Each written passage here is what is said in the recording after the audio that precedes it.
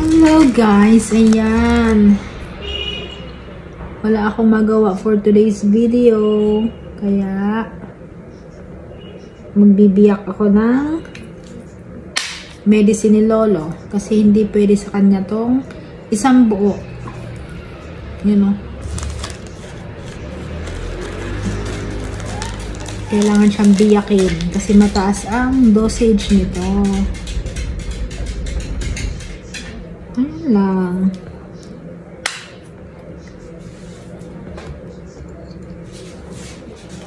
Okay.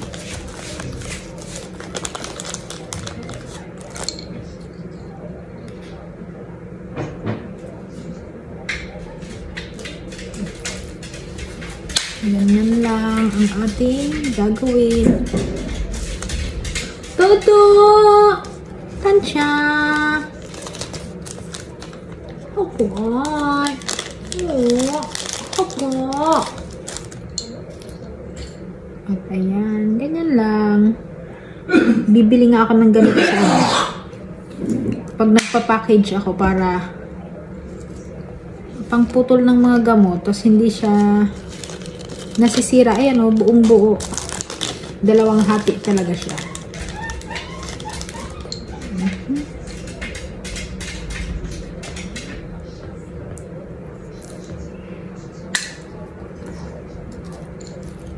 Diba? Hindi siya nasisira kapag pinuputol. So, gagawin ko na siya. Ang laging gumagawa nito ay ang sila boss, saka minsan si Daniel, yung anak. Baka sabihin naman nila umaasa na lang ako. Ano kasi yan? Tawag niyan? Ayan. Ganyan lang.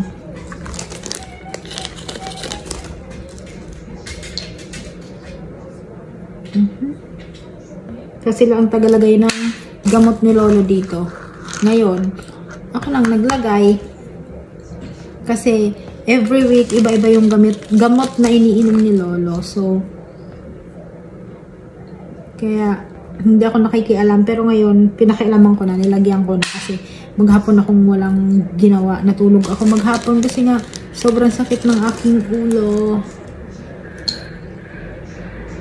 Bawi-bawi din. At least, hindi na nila gagawin to. Tapos kung ano, dagdagan na lang nila, di ba?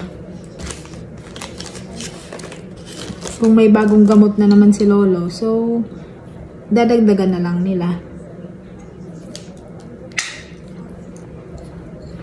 Yung sa allergy ni Lolo, hindi na yon pinapainom sa kanya kasi wala na naman na siyang makati sa katawan.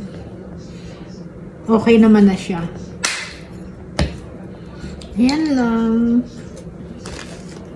Puputulin mo lang siya. Bibiyakin pala. Divide mo lang siya sa dalawa. Boring, no? It's so boring. Pwede palang dalawang ilagay. Try ko nga kung mapuputol. Yung isa lang yung naputol.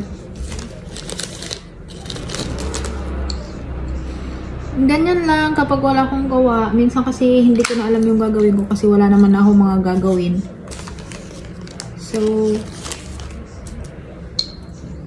ito na lang para pagbaba nila, wala na silang gagawin. Sila kasi gagawa niyan.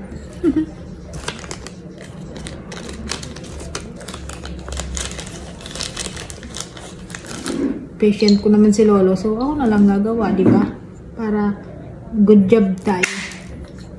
Kasi maghapon na nga lang ako nakahiga, tapos yung mga gamot pa ni Lolo, di ko pa naasikaso, di ba? Tapos alam ko naman na hinahati lang naman nila to. So, gagawin ko na lang.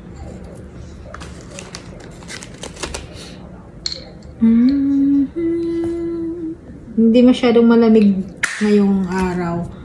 Pero hindi ko alam kung bakit sumasakit yung ulo ko ng sobra. Siguro na stress. Ayan may mga pa ako.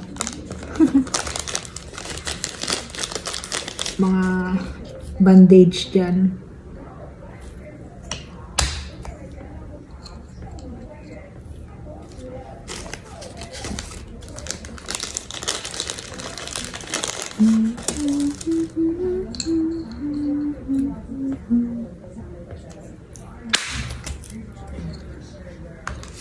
Yan lang. Hindi ko na siya uubusin kasi napapagod na ako. That's all for today's video. Bye-bye!